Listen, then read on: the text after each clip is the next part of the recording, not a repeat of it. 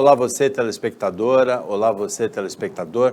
A partir de agora você acompanha aqui na Cultura o Opinião Litoral de hoje. Participam o comentarista, advogado Roberto Mohamed, e a gente recebe com muito prazer aqui o deputado federal eleito pelo PSDB, deputado da região, ex-prefeito de Santos, Paulo Alexandre Barbosa. O que você quer começar dizendo para telespectador e para o telespectador, Paulo? Boa tarde. Boa tarde, Paulo. Boa tarde, Mohamed. Boa tarde a todos os telespectadores que estão nos acompanhando.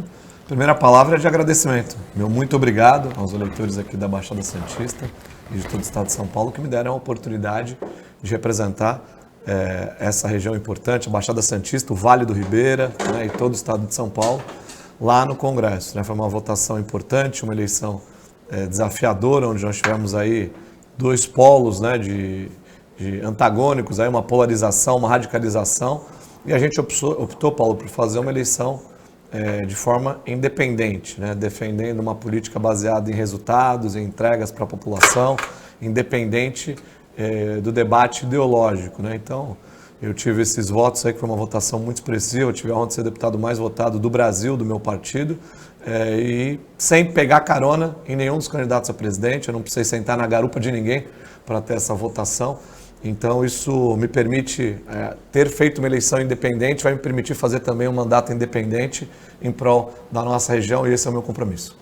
Mohamed, essa fala, assim, não peguei carona na garupa de ninguém, é um recado para alguma outra pessoa? Vários. Mohamed, vários. Ele mandou recado para um monte de gente agora. Paulo, eu sou obrigado a começar colocando você numa saia justa. Mas comigo você está acostumado, desde o tempo que você trabalhava na Secretaria de Educação. Só piorou. O seu partido, e você foi extremamente fiel ao partido, mesmo superando uma relação que a gente sabe que é muito forte com o Geraldo Alckmin, você se manteve fiel ao partido e apoiou o Rodrigo e não fez nenhum aceno em direção à campanha Lula-Alckmin. Só que acaba o primeiro turno, você está eleito, o PSDB encolheu de uma forma assustadora, porque é essa a reação que a gente tem. A gente viu lideranças históricas do partido tendo um resultado pífio nas urnas. Você teve mais votos que o José Serra, que já foi um dia o deputado mais votado do Brasil, deputado federal constituinte. O que eu queria entender agora é o seguinte: não vou te perguntar em quem você vai votar no segundo turno, mas sou obrigado a perguntar qual foi a sua opinião pessoal sobre esse apoio incondicional do Rodrigo Garcia ao Bolsonaro e ao Tarcísio, que foi um apoio pessoal, não foi o PSDB de São Paulo, porque o PSDB de São Paulo ontem estava em peso com o Lula e o Alckmin. Qual foi a sua posição pessoal em ver o candidato que você apoia para governador apoiando incondicionalmente o Tarcísio e o Bolsonaro, que esnobaram o apoio dele? Como é que isso refletiu, porque você deve ter contato com quem sobrou do PSDB eleito, como é que isso refletiu na base do PSDB de São Paulo? Olha, primeiro, fazer aqui essa constatação em relação ao PSDB, né? Eu estou indo para Brasília com um propósito, né, que é trabalhar e contribuir para que a gente tenha uma reforma política no Brasil. Quando a gente fala de um único partido, a questão, eu acredito que o nosso sistema partidário está falido. Né? Nós não temos 40 ideologias representadas pelos 40 partidos políticos que a gente tem no Brasil. Então, muitos partidos são criados, mantidos para interesses que não são republicanos. Né? Então, eu defendo que nós tenhamos um número de partidos que possa caber numa mão, no máximo. É isso que a gente tem que ter. Nós temos que enxugar os partidos. E não só o meu partido, mas todos os partidos vão passar por um processo de reformulação, fusão. Eu espero que dessa vez, que essa jornada do Congresso possa tratar esse tema da reforma política de frente, com prioridade, para que a gente possa promover um enxugamento. Porque não dá mais para ter o sistema que nós temos, que é um sistema completamente falido. Em relação ao resultado eleitoral do PSDB, acho que esse cenário, que realmente não foi um cenário positivo do PSDB, é real, né, e enseja e estimula uma reflexão para definir o futuro, mas também, de outro lado, fortalece o nosso resultado, porque ter o resultado que nós tivemos numa disputa como essa e numa situação que o PSDB enfrentou, isso mostra que realmente as pessoas fizeram a opção de votar numa candidatura baseada no resultado independente de partido político, porque se fosse pelo partido, certamente a gente teria o resultado que os outros líderes tiveram. Então acho que isso valoriza ainda mais o nosso resultado. Em relação ao posicionamento do Rodrigo Garcia, não me representa. Se me representasse, eu teria tomado um posicionamento semelhante ou igual ao que foi tomado. E o que parece nas entrevistas aí, pelo que foi colocado, que nem mesmo o candidato que recebeu o apoio gostaria de ter recebido ou aceita no palanque. Então acho que no segundo turno, em qualquer eleição, quando você está colocado, você precisa do apoio, você tem que pedir o apoio, né? Você tem que querer o apoio. Então, eu parto e não se oferecer para apoiar, que foi o que me parece acontecer. Então, é evidente que essa posição não me representa e não achei uma atitude coerente e adequada com aquilo que ele próprio pregou durante a campanha eleitoral. Paulo, embora você seja novo de idade, você já tem várias eleições, você acompanha o processo político brasileiro há muito tempo. A situação que se apresenta hoje é completamente diferente. O Brasil, a democracia brasileira, ela parece ter evoluído, como acontece no Reino Unido, como acontece na França, como acontece nos Estados Unidos, para um bipartidarismo que aqui não é partidarismo. Tem um grupo conservador bem definido, que nesse momento é comandado, representado pelo Jair Bolsonaro, e tem um grupo progressista, embora esse termo não seja muito adequado, que é bem definido também como progressista, capitaneado pelo Lula.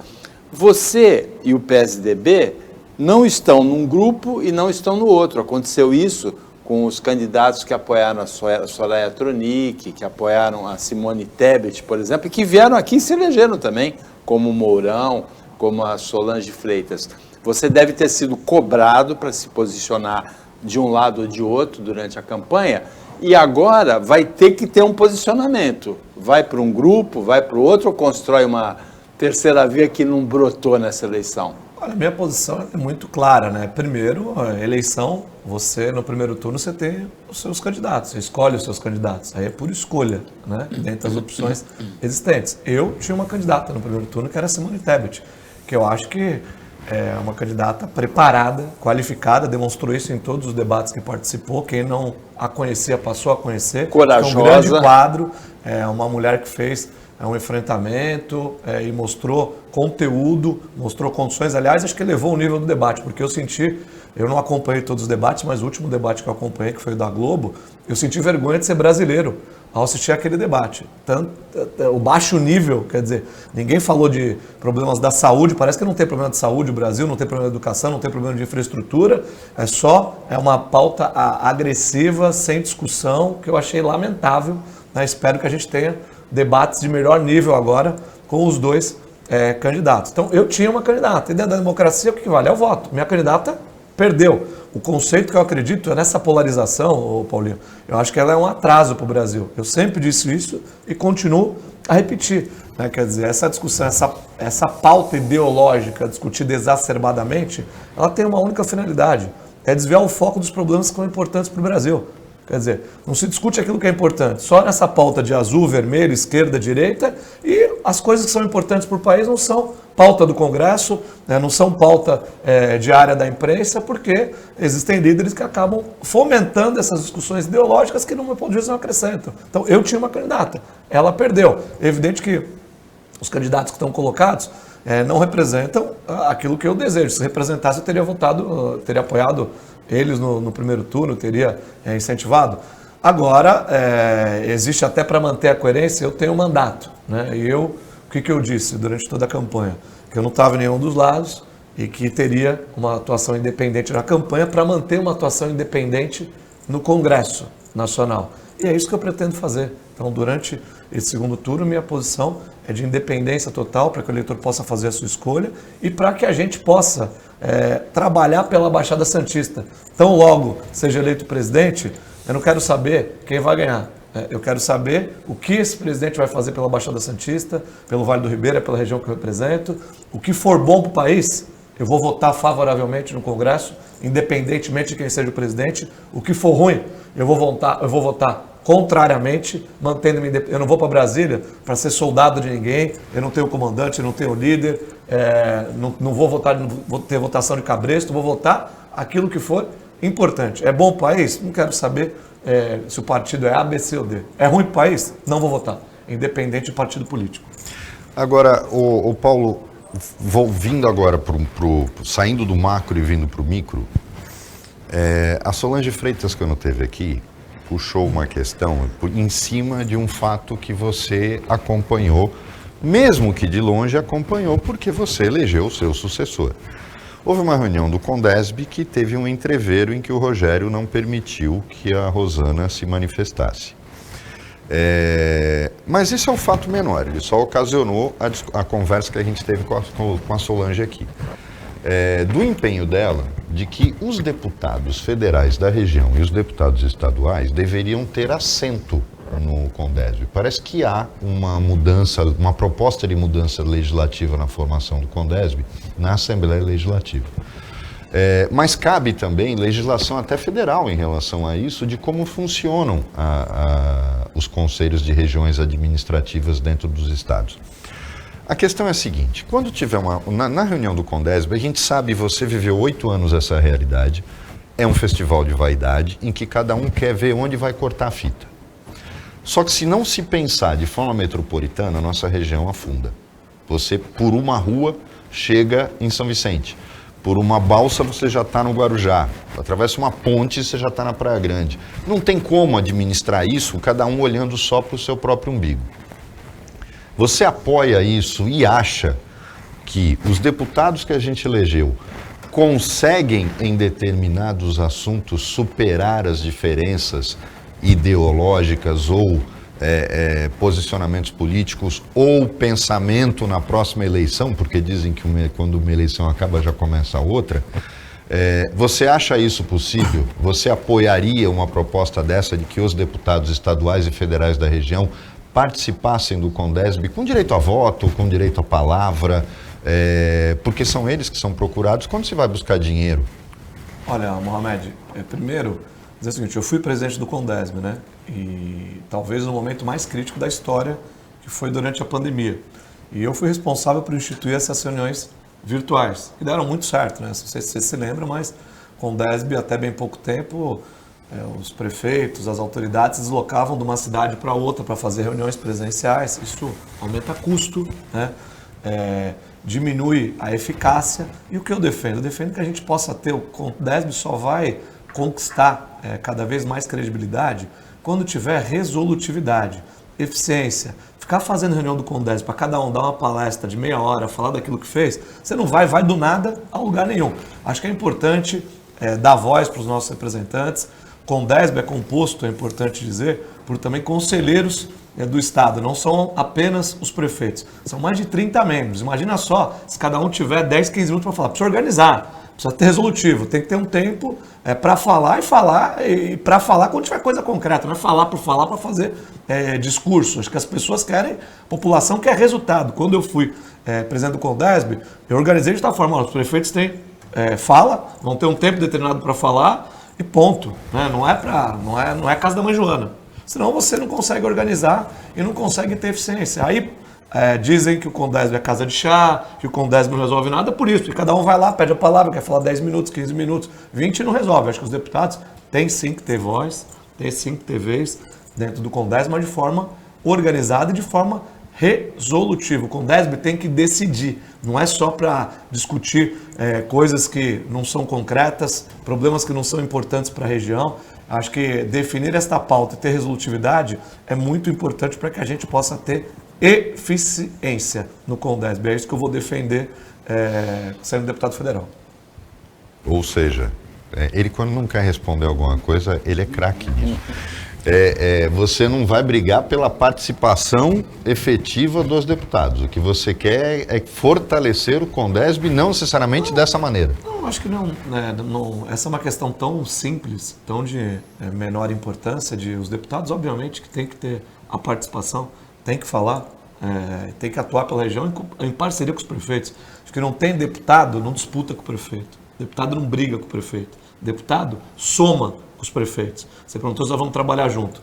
as diferenças ideológicas, as diferenças eleitorais, qualquer campanha deixa os ânimos mais aflorados. Isso é natural do processo. Estou há 22 anos na vida pública, só que a campanha ficou para trás. Os deputados já estão eleitos. Então, quer dizer, eu não, acho que o Mourão é muito mais do que representar o MDB, a Rosana, muito mais do que representar o PL, e o Paulo Alexandre, muito mais do que representar o PSDB, representam a BS. BS é o partido de todos nós, é a Baixada Santista, Vale do Ribeira. Então nós temos que trabalhar junto, quer dizer, aquilo que nos une é muito mais forte que aquilo que nos separa, e da minha parte eu vou me empenhar para que a gente possa trabalhar junto, até porque é muita mediocridade, Mohamed, você pensar que uma bancada de 3, né, que nós temos aqui na Baixada Santista, no Vale, vai chegar lá, tem 513 lá em Brasília, 513 deputados. Se a gente sai daqui dividido, o que nós vamos entregar de resultado para a população? Nada, quer dizer, unido já vai ser difícil, porque nós vamos ser 3 em 513.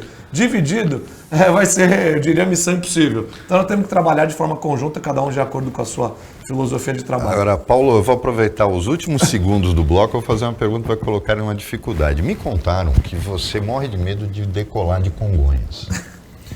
E agora um jatinho acabou ficando empinado na cabeceira da pista.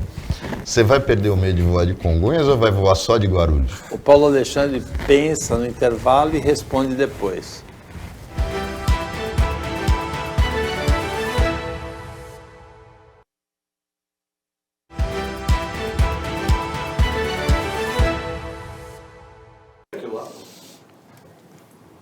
Voltando com a opinião litoral, hoje a gente recebe com muito prazer, com muita honra, o deputado federal eleito, ex-prefeito de Santos, Paulo Alexandre Barbosa, que vai explicar para a gente se ele tem medo do aeroporto de Congonhas ou não, que é a pergunta do Roberto Mohamed no bloco anterior. Fala, Paulo. Olha, Paulinho, eu vou te falar. Mohamed, eu já voei tanto que quando eu estava no governo do estado, Congonhas, Campo de Marte, Guarulhos, tenho muitas horas de voo e a gente tem que estar sempre... Quem me protege não dorme. Então, onde tiver que voar, nós vamos voar para trabalhar pelo povo aí que nos elegeu. Vamos trabalhar firme aí e rezar sempre para que possa estar protegido, né? O teu anjo da guarda é forte? Sempre, sempre, graças a Deus.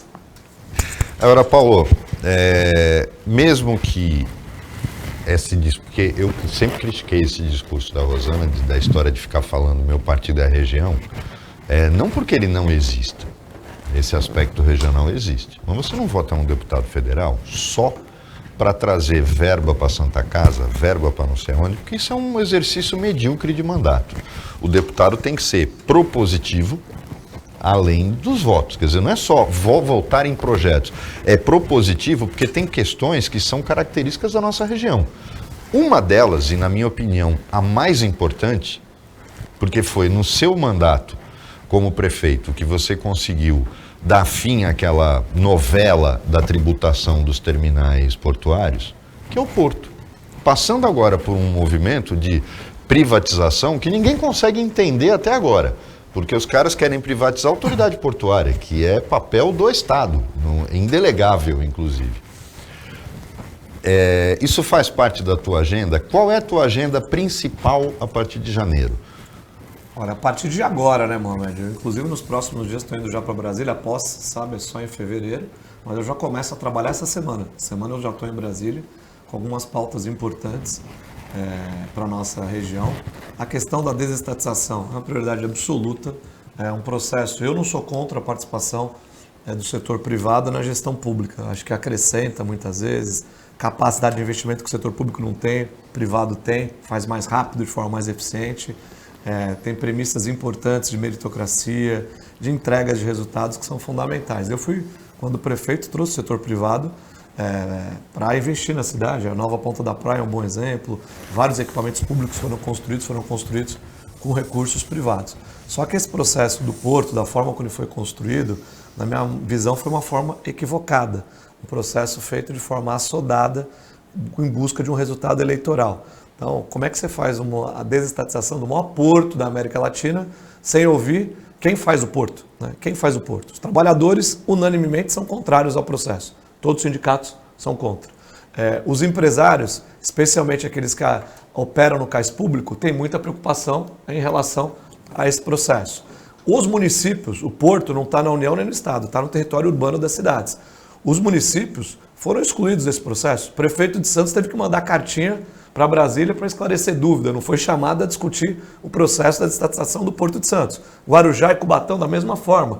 Então, quer dizer, é um processo que foi conduzido de forma equivocada. Minha posição é por isso que eu preciso e quero ter independência, né, no meu mandato. Eu sou totalmente contrário à forma como está conduzida, né, e vou lutar para que ocorra uma rediscussão. Não sou contra a desestatização, sou contra a forma como ela está hoje. Nós não podemos fazer uma desestatização. E aí? Como ficam os armazéns 1 a 8 do Valongo?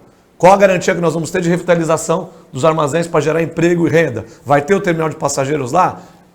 Quem vai operar o terminal de passageiros? Quem vai fazer o investimento? Como isso vai resultar em benefício para a cidade, gerar emprego para a Baixada Santista, não é para Santos não, porque a qualidade de emprego gerado vai vir gente de São Vicente trabalhar, Praia Grande, Cubatão, Mongaguá, Peruíbe, enfim, a região toda. Então, nós precisamos discutir isso com profundidade, não é assim, olha, está aí, está no TCU, vai acontecer, não. Nós precisamos ser respeitados enquanto região, e não é dizer amém para tudo que o governo federal faz. Esse é um processo bom, importante, mas que precisa ser discutido, respeitado o interesse da nossa região, porque o porto está aqui. Então, eu sou absolutamente contrário no formato em que hoje se encontra e vou lutar para que a gente possa ter garantia para os trabalhadores de emprego, para que a gente possa ter respeito aos interesses da cidade, o armazém A8 do Valongo. O governo federal não precisa incluir a ligação seca, né, no processo de desestatização, tem dinheiro suficiente no orçamento para fazer essa obra, até porque se incluir, quando vai sair essa obra? Daqui a 10, 15, 20 anos, porque é 30 anos de concessão, nós vamos esperar mais quanto tempo para ter a ligação seca? Nós temos que fazer já a ligação seca. Tem projeto básico, tem projeto executivo, tem todas as licenças ambientais, tem que ter vontade política e dinheiro e executar.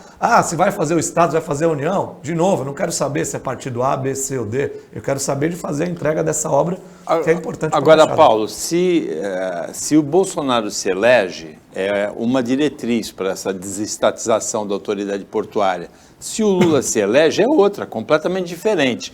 O presidente Jair Bolsonaro pretende fazer isso ainda nesse ano.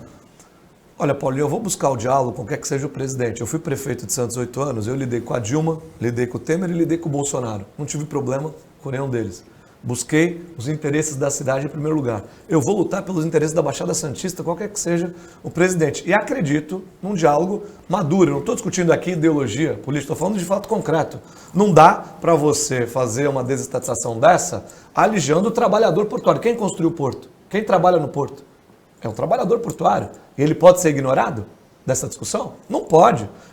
Os empresários que operam o porto, os empresários do cais público, não são os grandes players que estão lá em Brasília dos grandes grupos econômicos. São muitas vezes os empresários locais que restaram do porto aqui e que vivem na nossa região, que geram emprego aqui. Eles podem ser ignorados? Não podem. Os prefeitos, o CAP era um órgão, o Conselho de Autoridade Portuária, que tinha poder resolutivo, poder de decisão. Aos poucos foram enfraquecendo o CAP para ser um órgão decorativo, sem poder algum de decisão. Isso não pode acontecer. Quando a gente fala de integração de porto-cidade, quando a gente fala de modelos exitosos mundo afora, não tem nenhum deles onde não existe uma gestão com o território onde o porto anda. Citam Roterdã. A Prefeitura de Roterdã participa da gestão do porto. É muito citado o Porto da Holanda, de Roterdã. A Prefeitura participa. No mundo inteiro é assim. O poder local tem que ter voz. E como é que pode ser? É alijado formalmente, é alijado da discussão, isso não cabe, é um absurdo. E todo mundo fica calado assistindo e aplaudindo? Não, isso vai ter consequência. Qual que é a consequência? Eu, quando fui prefeito, eu lutei pelos interesses da cidade aqui. Os terminais portuários não pagavam IPTU. Quem está nos assistindo aí, tem um salão de beleza, tem um cabeleireiro, paga IPTU, tem um bar, tem uma padaria, paga IPTU. Por que o porto, que é a maior atividade econômica da região, não pagava IPTU? Absurdo. Passou a pagar, né? Justo, necessário. Então nós temos que ver o interesse do país, que é importante. A gente sabe da responsabilidade que o Porto de Santos tem com o Brasil, 1/3 do PIB passa por aqui, mas nós não podemos deixar de olhar o interesse da região. Eu fui eleito para isso, eu fui escolhido para isso e eu vou lutar para que a gente possa ter uma discussão mais profunda, preservando os interesses da região e tendo respostas para os desafios. O armazém A8 do Porto Valongo, há quanto tempo está se discutindo revitalização? Daqui a pouco não vai ter revitalização porque vai cair. Está caindo já. Não vai ter revitalização? Acho que um processo como esse, que vai discutir a desestatização por 30 anos, precisa ter uma resposta efetiva. O que é uma resposta efetiva? Olha, nós vamos revitalizar o Armazém 8, começa em tal data, termina em tal data, lá vai ter um terminal de passageiros ou não vai ter um terminal de passageiros, vai ter um equipamento voltado ao lazer, um centro de convenções para a cidade, enfim. Tem que ter proposta objetiva, não é dizer, olha, nós vamos olhar com prioridade, nós vamos ter atenção com isso, não. Nós estamos discutindo um processo por 30 anos, é muito tempo, são 3 décadas e não dá para a gente fazer uma discussão tão superficial como aquela que está sendo feita hoje. Paulo, tem uma outra coisa que afeta a nossa região de frente e que, na verdade, uma está dentro da outra. É a questão dos terrenos de Marinha e do Laudêmio e a questão da reforma patrimonial. Santos tem uma linha diagonal de terrenos da União, que eram antigos terrenos da Companhia Docas de Santos, que depois passaram para a Codesp, e que depois houve uma reforma no governo Fernando Henrique, atribuindo todos eles diretamente à União. Isso inclui, inclusive, aqueles terrenos entre o Senac, do Senac, que vai até o Colégio Docas, eles formam um L na Campos Melo, até a Conselheiro. Todo mundo pensa que a gente está falando só de terreno no cais. Não, mas tem terrenos dentro da cidade que poderiam ser utilizados se fossem transferidos para a prefeitura, que às vezes reclama que não tem espaço para fazer investimentos. Por exemplo, numa grande escola, um centro de treinamento profissionalizante e tal. Isso passa, existem dois projetos em andamento, um no Senado e um na Câmara. O da Câmara é mais medíocre, porque ele fala só do Laudêmio, e o do Senado é realmente aquilo que tinha que vir, acabar com o terreno de Marinha, que é um conceito do início do século passado que não tem mais sentido. Qual é o teu posicionamento em relação a essas duas coisas? A extinção do terreno do Marinha e do Laudêmio, você vai embarcar nessa luta para acabar com isso? E essa revisão necessária patrimonial da União, que tem imóveis que ela não usa e que ninguém usa. Olha, essa é uma luta muito antiga, Mohamed, como você colocou, essa questão da extinção do Laudêmio. A gente viu agora o governo dar um desconto, reduzir, etc. A gente sabe que o caminho e a vitória da região, não só da região, mas acho que é um valor cobrado que não tem nem pé nem cabeça, quer dizer, da época lá do Império, lá de trás e tal. Então, nós temos que trabalhar pela extinção. Minha posição é muito clara de trabalhar por essa extinção do Laudêmio. E essa questão das áreas é uma questão muito importante. Nós temos áreas do governo federal subutilizadas na cidade, não só esses terrenos que você fez referência, mas muitas outras áreas. Quando estava à frente da prefeitura, nós fizemos um amplo levantamento, Mohamed. E a própria área onde hoje nós fizemos um empreendimento importante para a cidade, lá na ponta da praia, é uma área do terminal pesqueiro, que era o terminal pesqueiro, uma boa parte do governo federal, e nós abrimos o Centro de Treinamento do Santos também, né? Exatamente, o CT do Santos, né?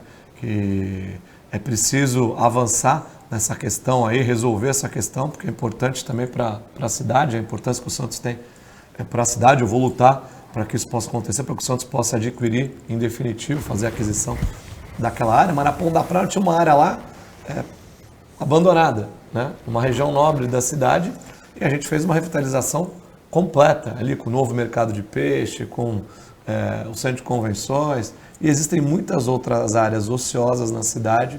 E quando a gente fala da cidade, eu dei o exemplo porque a gente levantou aqui enquanto prefeitura à época, mas a gente fala da região, né? A região tem muitas áreas que podem ser utilizadas, e a gente tem um grande problema, Mohamed, aqui na região de áreas para equipamentos públicos de todas as áreas, de todas as frentes. Então, conjuntos habitacionais, há dificuldade, próprios equipamentos de saúde, educação. Muitas vezes as prefeituras têm que desapropriar áreas particulares, gastar com isso, né? E poderia investir na construção de equipamentos. Então, obviamente que essa discussão precisa ser feita, e eu sou favorável que isso possa se desenvolver. Agora, o que atrapalhou durante os teus 8 anos como prefeito essa questão dos armazéns da Ponta da Praia, do Valongo, principalmente? Essa questão já começou a ser discutida no governo do Papa. Passou o teu governo inteiro. Onde é que emperrava a sessão? Olha, no governo federal, é evidente que o governo federal é que tem que ter a vontade política, a disposição de fazer os investimentos necessários para a obra acontecer. O governo federal iniciou uma discussão dizendo, vamos levar o terminal de passageiros atual, vamos transferir de lugar. Nós apoiamos isso na prefeitura, isso é bom para a cidade. Olha, tem lá a possibilidade de revitalizar o centro, gerar emprego, o VLT vai chegar no centro, fazer essa conexão, terminal de passageiros, VLT, etc. Mas aí a ANTAC, o próprio Ministério tem que ter um formato legal, não é só ter a ideia, né? Como vai acontecer isso? Lá existe uma concessão, que é de 25 anos, né, do atual terminal. Tem um plano de investimento lá. Tem que transferir esse plano de investimento, falar com o concessionário, olha, o investimento lá vai ser suficiente para operar o terminal aqui? Não será, porque não fecha a conta. O que ele tem que fazer de investimento lá não é suficiente para ele poder montar o terminal aqui. Então, como vai resolver isso? Ele vai ter mais tempo, o governo federal vai complementar o investimento necessário com recursos próprios. Qual é o formato legal? Não depende disso da prefeitura. Isso depende de vontade política e disposição do governo federal, através do Ministério e através da própria ANTAQ. Isso precisa ser pauta prioritária.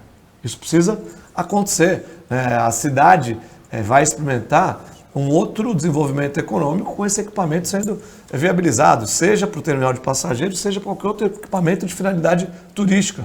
A gente cita muito Puerto Madeiro lá na Argentina, mas não precisa ir até a Argentina. Aqui em Belém, no Pará, uma área completamente revitalizada. E acho que se o governo federal tiver um mínimo olhar, vai perceber que essa é a área de revitalização portuária mais nobre do país. Não tem uma área tão nobre quanto essa área na região central, em frente ao Museu Pelé, com o VLT, até porque não tem VLT, exceto o Rio de Janeiro que tem o VLT, não tem nenhuma outra cidade no Brasil que tenha VLT, com o VLT integrado. Então, quer dizer, fazer o governo federal olhar com mais prioridade para a Baixada, mostrar a importância que isso tem para o país. E nós vamos trabalhar por isso, né? Para trabalhar, acho que não é difícil, né? A gente que teve dos dois lados, eu tive a chance, Mohamed, na minha trajetória, de ser executivo estadual, como secretário de Estado 3 vezes, executivo municipal. Então eu tive dos dois lados. Eu sei que se tiver vontade política, é muito fácil de colocar um projeto como esse de pé. Opinião 2.0 volta depois do intervalo.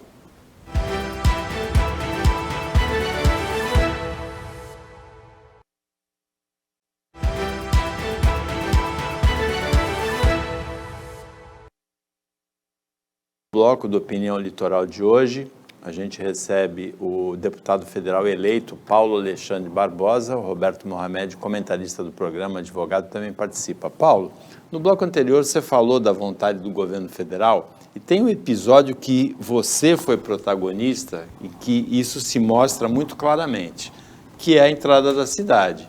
Tinha uma parte municipal com o financiamento da Caixa Econômica Federal, desse conjunto de viadutos e obras, tinha uma parte estadual, que acabou sendo desenvolvida, executada pela Ecovias, e tinha uma parte federal, que a presidente Dilma veio aqui em Santos, parou a cidade inteira, no dia que ela foi no Teatro Coliseu, anunciar isso e não cumpriu. Cadê a parte do governo federal até hoje da entrada da cidade? Olha, Paulo, nós assinamos, no meu primeiro ano de governo em Santos, em 2013, eu assinei um convênio com o governo federal e o governo estadual.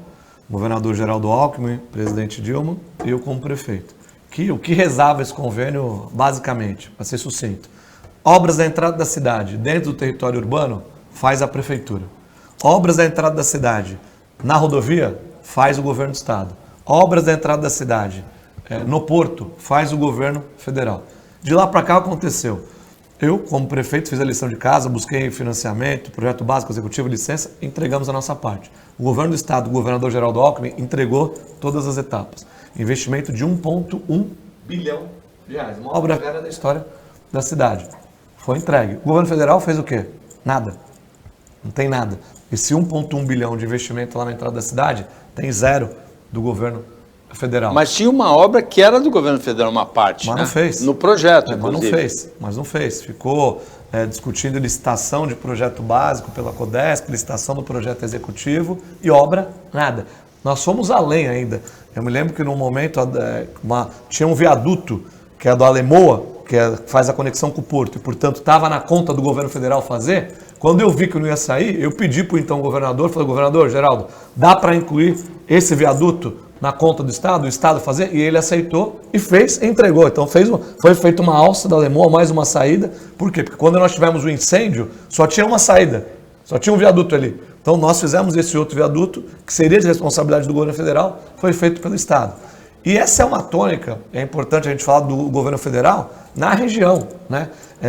Quando eu digo, lógico, a gente sabe, o Mohamed falou aqui uma verdade, o deputado federal tem emendas parlamentares, mas esse é arroz com feijão, né? Isso é obrigação, é aquele trabalho cartorial, é do dia a dia, é de fazer, é lógico, é de priorizar temas importantes, mas é o dia a dia. Acho que nós temos que fazer um mandato pensando grande, né? Pensando do tamanho da importância que a Baixada tem para o Brasil. Quando a gente vê uma obra da entrada da cidade de Santos feita 1,1 bilhão de reais, zero do governo federal. Quando a gente vê o VLT, São Vicente, Santos, 1,3 bilhão de investimento, quanto do governo federal? Zero, nada.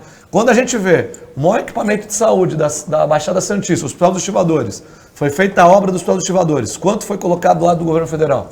Zero novamente, nada na obra do Hospital. A gente só pode ter a certeza que essa relação não está justa, ela não está adequada, né? Porque se o governo federal concentra 70% da arrecadação e não coloca, e aqui nós temos o porto, quando a gente fala do porto, os arrendamentos do porto, só agora foi mais de 1 bilhão na área lá que era da Petrobras, de arrendamento, de outorga, fora o valor pago durante a vigência do contrato.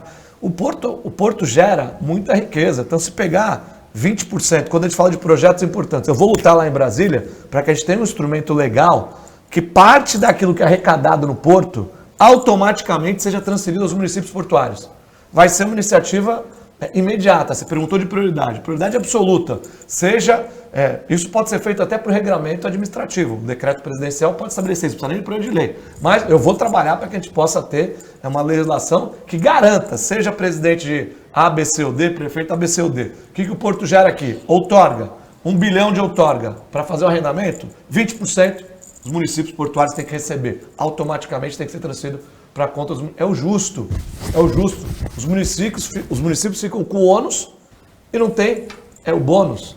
É uma conta que não fecha. Aí os municípios têm que ir lá com o pires na mão, os prefeitos em Brasília, dizer, olha, nós estamos fazendo aqui um investimento de 1 bilhão e 100 milhões de reais que vai melhorar a entrada da cidade, que vai melhorar o porto, vai melhorar a competitividade do porto, porque quando você tem uma entrada melhor, você tem menos tempo de deslocamento, menos tempo de espera para os caminhões, você não tem fila, você tem mais eficiência no transporte. Com isso, você tem melhor competitividade na operação. Quer dizer, isso beneficia o porto.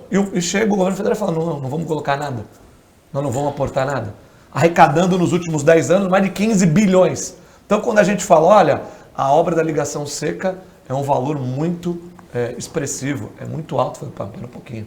Só de taxas, concessões nos arrendamentos, foram 15 bilhões arrecadados nos últimos 10 anos. E esse Nós estamos falando em 3 bilhões para fazer essa obra, e 3 bi, uma obra de 36 meses. Estamos falando de 1 bilhão por ano. É um por ano, porque a obra não é feita em um ano, é feita em 3, são 36 meses, uma obra desse porte. Então, quer dizer, é muito pouco perto daquilo que a gente arrecada aqui. Aí a gente puxa o seguinte, como acabou a eleição mesmo, não tem mais juiz eleitoral pegando no pé por coisas que se falam, a gente está vendo o seguinte, então a demagogia teve 215 mil votos nessa eleição para o Legislativo, porque toda a campanha dos 3 deputados federais, o Mourão focou no Litoral Sul. Você focou todo um trabalho como prefeito, com apoio do governo do estado, com a qual você tinha sintonia total, pelo menos no tempo do Geraldo Alckmin e do Márcio. E aí você tinha a candidata do meu partido, da minha região, só que colada agora, eleita de uma outra forma, mas colada no Tarcísio, nesse discurso do Tarcísio do governo federal, e você está falando que era tudo vento, porque na verdade o governo federal hoje, como está carregando o próprio projeto do túnel, foi discutido em reuniões com a população nos bairros no teu governo. Quer dizer, foi feito pelo governo do estado, já está pronto. É fantasia? Na verdade, a gente teve essa discussão toda de dia a dia, que foi discutida por você, pelo Mourão, a gente acompanhou a campanha dos dois. O resto é falácia? Não, Maria, acho que assim, contra fatos não há argumentos. Tudo que eu estou te falando é baseado em fatos concretos. Nós não tivemos a participação do governo federal nas grandes obras. Eu acho que é um erro, né? Porque quando a gente fala de ter um VLT, ele precisa ser expandido, né? Qual que é o meu propósito? É corrigir isso. Nós precisamos levar o VLT para a área continental de São Vicente. Nós precisamos sentar na mesa dos ministros das cidades, das obras que são importantes de mobilidade, e dizer o seguinte, olha, até aqui não teve nada do governo federal. Agora precisamos levar para a área continental. Nós precisamos do apoio do governo federal para isso, né? A entrada da cidade. Falta fazer as obras complementares para o porto. É justo que o governo federal possa colocar a mão no bolso e fazer essas obras, já que o município, que é quem arrecada menos, e o Estado arrecada menos que a União, fizeram a sua parte. Então o governo federal tem que fazer a lição de casa e não se contentar com migalhas, né? Olha, liberamos emendas de 1 milhão, estamos falando de um investimento, aqui eu estou falando de obras de bilhão, né? Que é o VLT tem um investimento de 1,3 bilhão. A entrada da cidade, 1,1. Quer dizer, não é a gente se contentar com pouco. Acho que a gente tem que trabalhar para que a gente tenha investimentos do tamanho da grandeza e da importância da Baixada. E é isso que eu vou fazer. Até agora não teve. Isso é fato. Né? Agora, Paulo, reforçando o que o Mohamed falou, o Frederico Bussinger, que foi um dos idealizadores da privatização do Porto, ele falou assim, incluir o túnel, a ligação seca Santos-Guarujá, na desestatização, o dinheiro desse investimento tem no caixa da Codesp hoje. Existe esse dinheiro, é real no cofre da Codesp hoje. É o que eu defendo. Quer dizer, o governo federal tem orçamento, inclusive, com riqueza gerada no próprio Porto, para executar essa obra. Independente da desestatização. Quer dizer, ela pode ocorrer, ser conduzido normalmente esse processo. Eu defendo que tenha mais diálogo, que possam ser ouvidos os trabalhadores, os empresários, os prefeitos, é isso que eu vou defender. Mas as coisas podem caminhar paralelo. Acho que não é correto condicionar o andamento da desestatização à execução da ligação seca Santos-Guarujá. Até porque, repito, nós geramos riqueza suficiente aqui para que o governo federal assuma a responsabilidade de fazer essa obra e está pegando o prato pronto. É importante falar isso. Quer dizer, o projeto defendido hoje pelo governo federal, ele é o do túnel. O túnel já tem o projeto básico, já tem projeto executivo, já tem as licenças ambientais emitidas. E quem fez esse projeto? Quem contratou? Quem pagou?